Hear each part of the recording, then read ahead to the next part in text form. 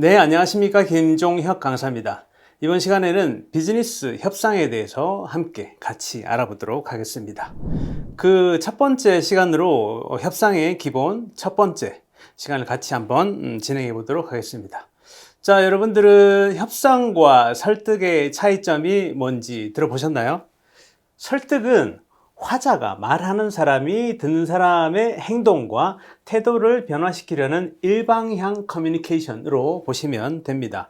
자, 그렇다면 협상은 무엇일까? 협상은 화자가 청자의 상호작용을 통해서 행동과 태도를 변화시키려는 양방향 커뮤니케이션으로 보시면 될 것 같습니다.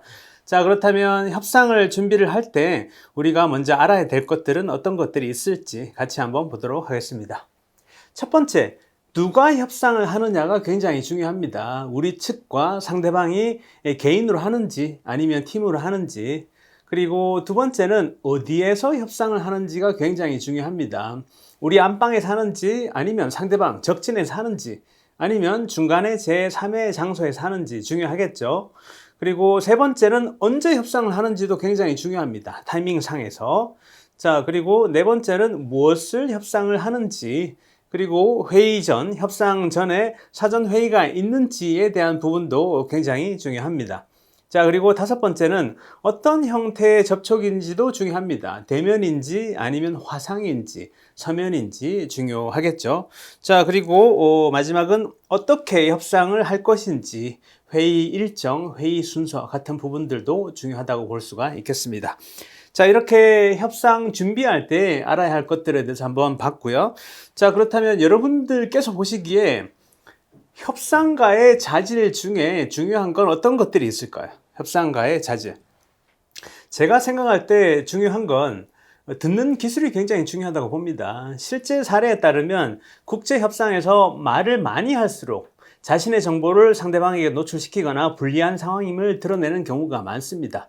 우리가 일상생활에서도 협상을 할 때 말을 많이 하고 잘하는 것보다는 많이 정보를 획득을 하고 거기에 대한 스탠스, 태도를 결정하는 게 중요하다고 보실 수가 있죠. 그래서 중요한 건 침착한 자세와 차분한 인내심이 중요하고 개인적인 공격이나 조롱에 민감하지 않을 것들도 중요합니다. 포커 페이스라고 얘기를 하잖아요. 그죠? 자, 다음은 감정 통제 기술도 중요합니다. 항상 열린 자세와 싹싹하고 정중하고 명랑하고 친절하며 주변 사람들에게 유쾌한 인상을 주는 태도가 중요합니다. 절대 서두르지 않으면서 자신의 정책을 밝히는 한편 감정은 잘 드러내지 않는 태도라고 볼 수가 있습니다. 스트레스를 잘 조절하는 거 중요하다고 볼 수 있겠죠. 자, 여러분들은 최근에 협상을 하신 경험이 있습니까? 그렇다면 그 상대방은 누구였습니까? 자, 저 같은 경우에는 제 아들이 3살, 4살 때 저한테 매일 새벽에 협상을 걸어왔습니다. 새벽 6시쯤 저한테 아빠 아이스크림이라고 얘기를 했어요. 어떤 표정이었을까 한번 예상해 보세요. 자, 제 아들은 이런 표정이었습니다. 어떻게 보면 협박이죠.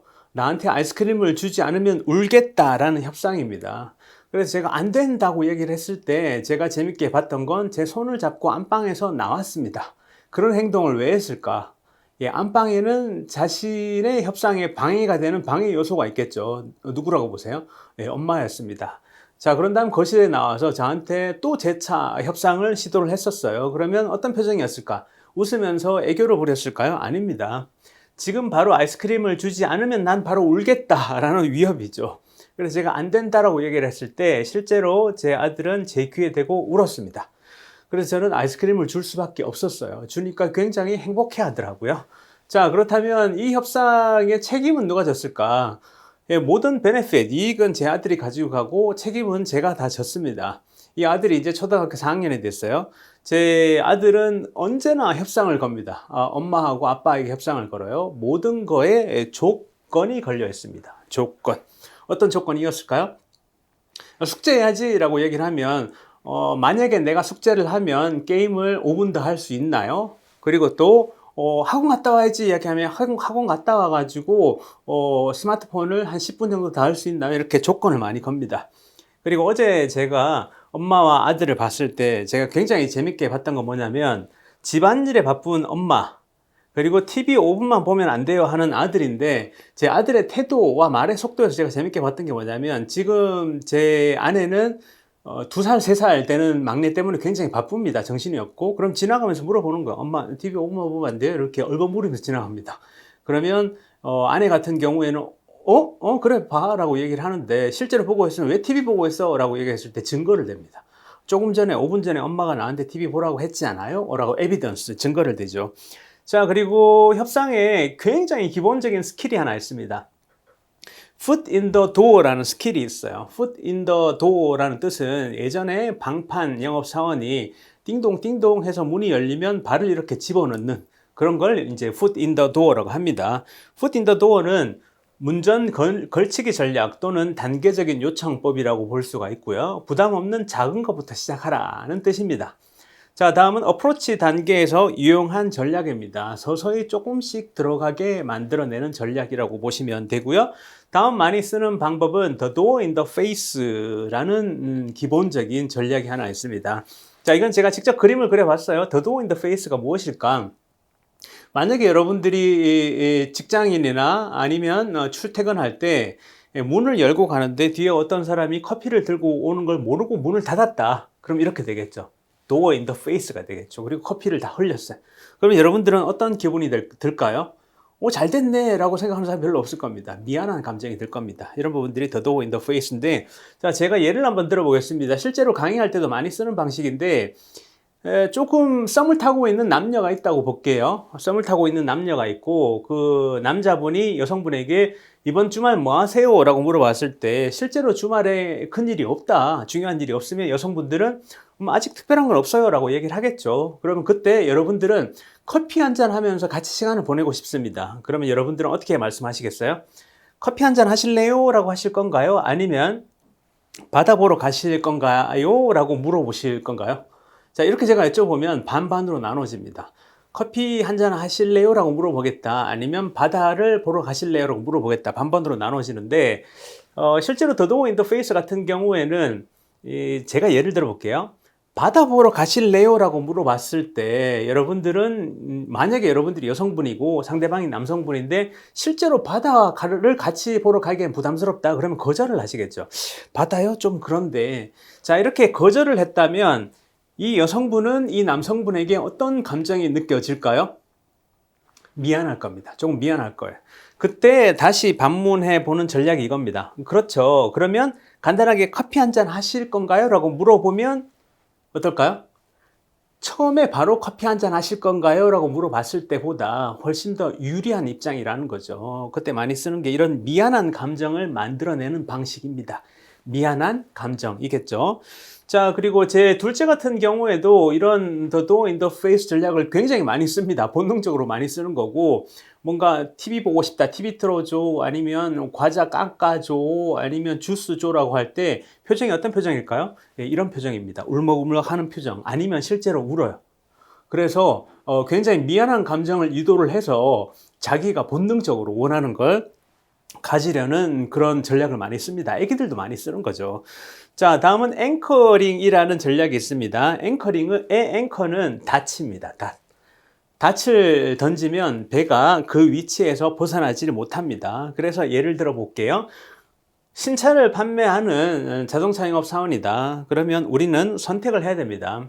이 신차의 가격을 풀옵션 비싼 가격부터 이야기를 할지 아니면 싼 가격부터 이야기를 할지, 바텀업이 좋을지 탑다운이 좋을지 고민을 하게 돼요.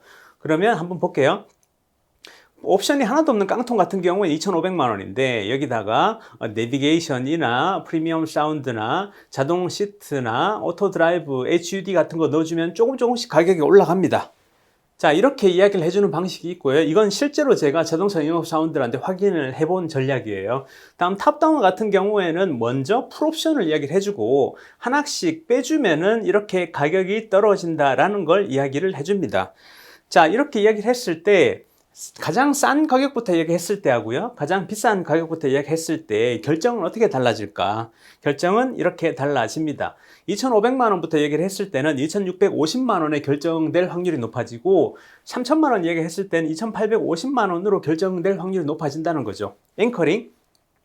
자, 어떤 말을 먼저 했을 때 그 말이 머리에 꽂힌다는 거죠.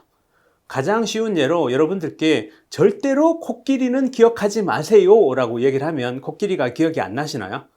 계속 코끼리만 기억이 날 겁니다. 그래서 여러분들께 이 제품의 가격은 2,500만 원입니다 라고 얘기를 했을 때 2,500만 원이 앵커링으로 머리에 꽂히는 거죠.